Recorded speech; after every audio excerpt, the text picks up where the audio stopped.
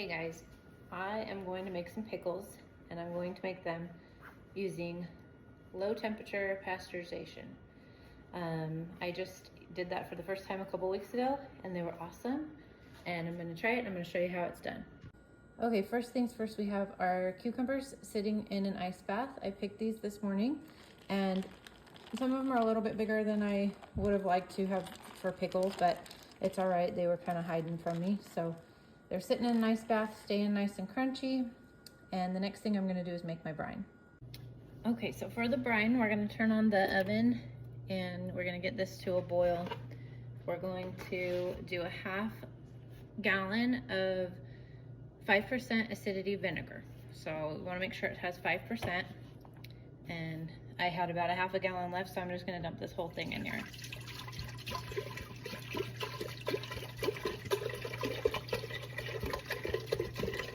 Try not to spill it all over everywhere. Okay. And then I have a half a gallon of water. I have a half a cup of pickling salt. And this is pickling salt. You want to do pickling salt because if you do table salt, it can make your canned items really cloudy. So you want to use pickling salt. And then I'm also going to do a quarter cup of sugar, which I forgot to fill up. So I'm going to go do that real quick. Okay, I got a quarter cup of sugar here. I did a little bit less than a quarter cup because I don't want it very sweet. This is going to be a dill pickle recipe. So I'm going to let that boil and I'm going to dissolve all the sugar and all the salt and make my brine. I have this really big stock pot that can fit quart-sized jars in it really nicely, and I'm doing the low pasteurization method by using a sous vide. So this is a sous vide. You can get it online on Amazon, wherever, and it helps to control the temperature of the water and it keeps it very, very steady. So for right now, I have the water set at 140 degrees while I prep everything. That way it won't take as long to get up to 180 once I'm ready and I have my jars in with the pickles. Okay, so I have 4 mason jars. That's what's gonna fit in that pot over there. They're quart-sized mason jars, wide mouth, and just what I have on hand. I have my pickles here in their ice bath, and what I'm gonna do is I'm gonna start prepping these and cutting these up to pack into my jars. So what you wanna do is you always want to cut off, so this is the end of the pickle that has been picked from the stem, and this is the blossom end of the pickle. So you always want to cut off the blossom end of the pickle because there are enzymes in there that make the pickle mushy. So you want to get rid of that. So I'm just tossing it in there and I'm going to feed it to my tortoise later. But now I'm just going to cut the pickles. I want to do spears, so I'm just going to cut these either into 4ths or 6ths depending on the size of the cucumber. And these are Boston pickling cucumbers. So you can see that is what that looks like. And once I have a bunch of these going, I will start packing them nicely into the jars. You can also do like whole pickles if they were small enough, or you could do pickle chips, like little circles. My pickles or cucumbers have a little bit of an issue with it was very, very hot, like super, super hot here in Utah this last month. And so my cucumbers look a little funky. Some of them just had some like pollination issues or heat issues that make them look a little bit weird. So, like you can see on that one, like it just kind of developed kind of weird. It's not as maybe juicy as it should be, but it's okay. It's still gonna make a good pickle. I've made them when they look like this before and they were fine. So I'm just gonna keep chopping them up. I'm gonna cut that blossom end off.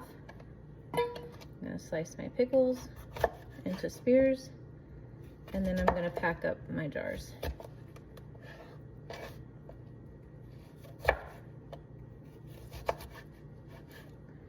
Okay. I have enough to get started in one jar so I can show you what I have going on. So here's a jar. This is washed and sterilized, and I'm just gonna basically hold it out like an angle and start putting these spears down in there. I like the wide mouth jar because I can get my hand in there. The regular mouth jars are a little tougher to get down in there and stuff the pickles down in how you want them. So I prefer to use wide mouth jars. In fact, I think I kind of want to just use wide mouth jars on everything and get rid of my regular mouth jars. I just think they are a little easier to work with, and it'd be nice to just worry about buying wide mouth lids, keep wide mouth rings, not have all these different things all over the place everywhere. But I'm just gonna keep packing these down in.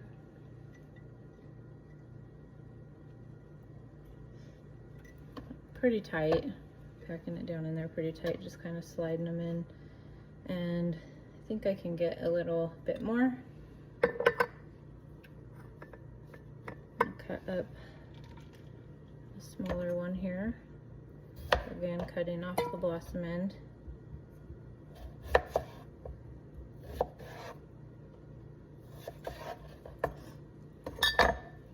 Okay. And I'm gonna pack these down in pretty tight. Get it down in there. And there is some space at the top of the jar that I could fit a little bit more in. So I think what I'll do is I'll keep filling up my jars like this until they're all full. And then if I have any extra pieces, I might just slice some rounds and put them on top, just to fill up the jar. I'll be back. Okay, the next thing I'm gonna do is slightly controversial. I add fresh garlic to my pickles. You guys do you, I do me. Garlic when it's canned in like whole cloves, fresh cloves, it will turn blue when it's canned inside the jar.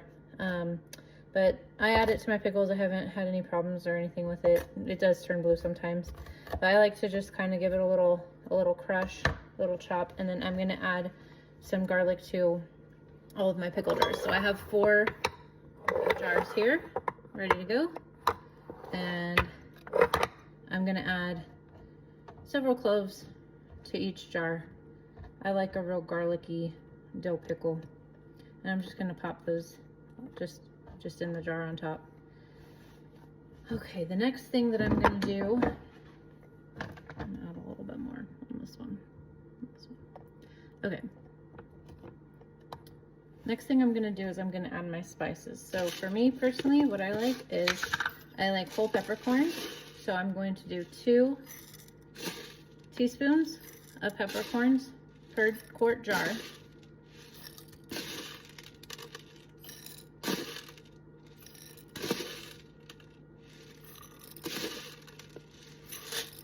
I'm gonna do 2 teaspoons of whole dill seed into each jar as well. So 2,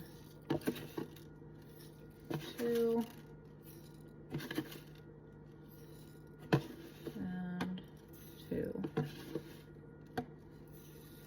And you can add this at the beginning or at the end. I just add it at the end because then it'll kind of fall down in between the individual spears of pickles.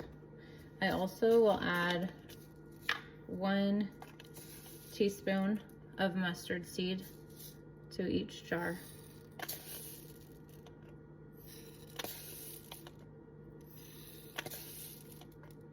Okay, so now I got all my spices in there that I like. Another thing that I like to add sometimes is like crushed red pepper, or even put like a hot pepper from the garden just straight into there and make like a spicy dill pickle. I have quite a few of those already made, so I'm not going to do those on this one, but I just have these 4 quart jars ready. I'm going to go ahead and proceed with the brine part of it now. Okay, I got my brine ready. I got my pickles going. I have this wide mouth funnel from, I think it's from 4 jars. Yes, from 4 jars. And it's kind of cool because it has these little grooves on the side which tell you how high, what your headspace is on your jar. So I'm going to do this up to a 1/2 inch headspace. So I'm just ladling the brine that I just made, the vinegar, water, sugar, and salt into my jar. Whoo! Burning my eyeballs. Okay. Got that one. next one.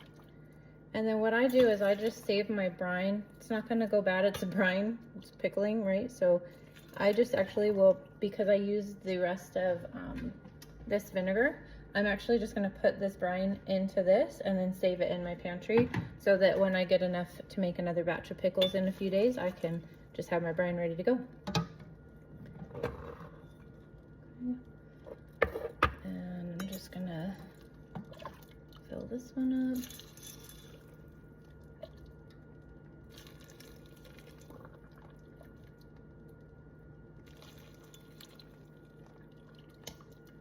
Is burning my eyeballs. Okay. One more.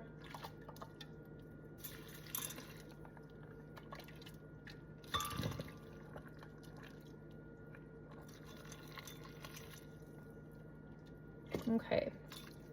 So I have all my pickles covered. The other thing that you need to do when you're canning anything is you have to make sure that you get rid of the air bubbles. So I have chopsticks. So what I'm gonna do is I'm going to just push this chopstick down into the side, into the jar, and kind of press around. And that'll get rid of any air bubbles that are trapped like underneath or in between a pickle, and that'll help with making sure you have enough brine on top so you don't lose a lot of liquid. You keep these pickles covered up. So I just kind of push it in there, wiggle it around, push, and this one's pretty good.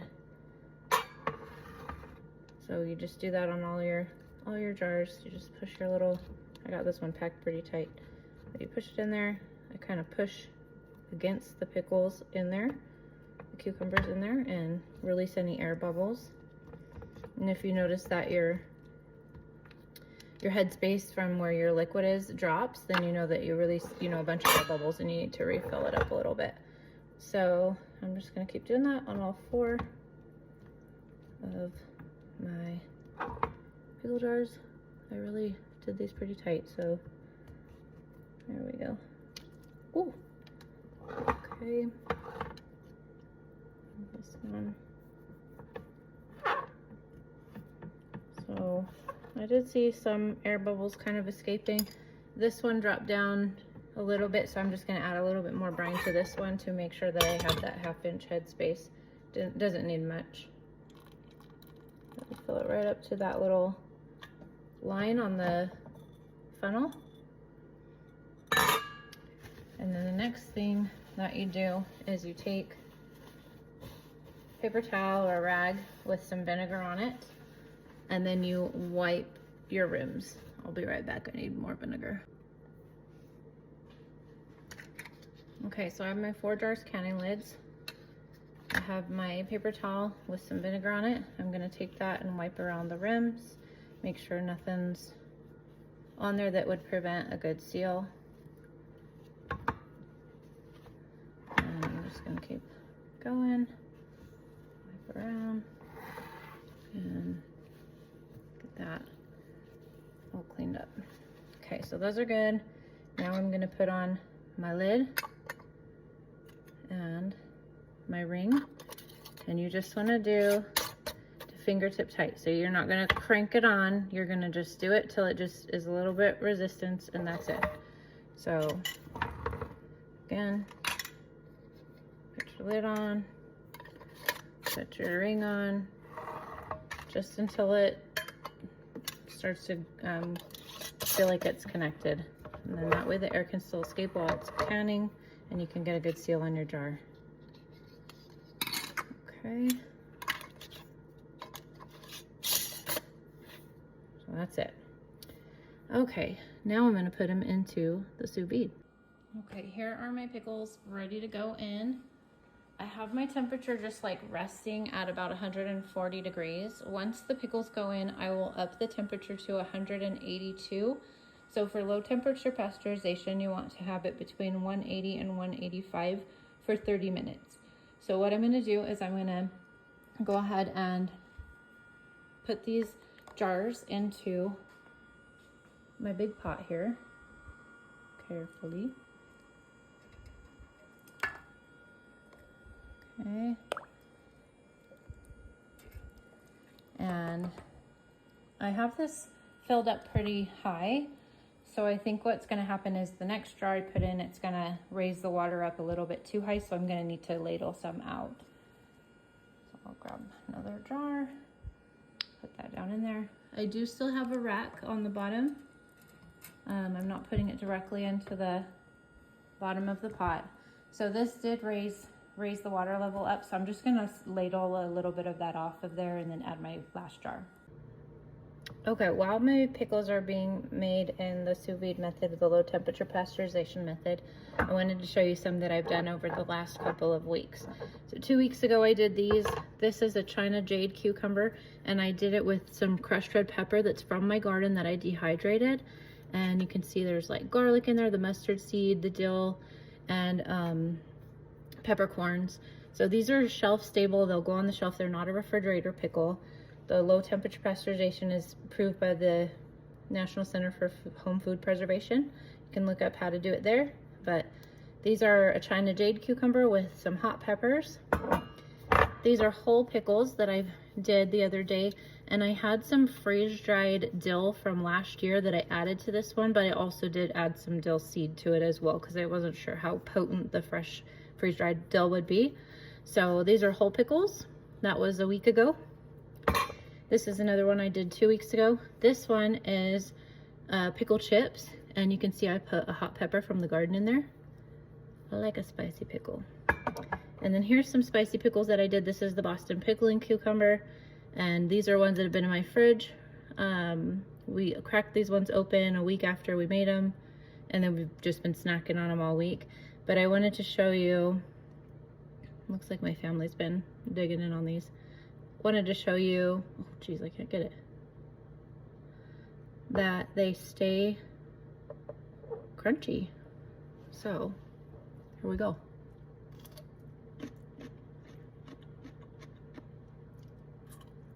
Ooh, it's spicy. It was good. So this is a spicy dill pickle. Has garlic, hot pepper, pepper, mustard seed, dill seed, and my brine. But it stays crunchy, which is awesome. Because I've tried canning pickles before and they're always mushy. So I think this is going to be my go-to method from now on. And we'll come back once the sous vide is up to temperature, and I'll put that timer on 30 minutes. Okay, I have my jars in, and I have the water filled to 1 inch above the lids. And then I have my sous vide temperature set to 182. Once it hits 182 degrees, it's going to beep at me, and it'll tell me that it's up to temperature, and that's when I'll start the timer for 30 minutes. After the 30 minutes, I'll pull these out. They'll be done, and within a couple weeks, I can have a nice, delicious pickle. So here's some pickles that I did a couple of weeks ago, and they're ready to go downstairs into my cold storage.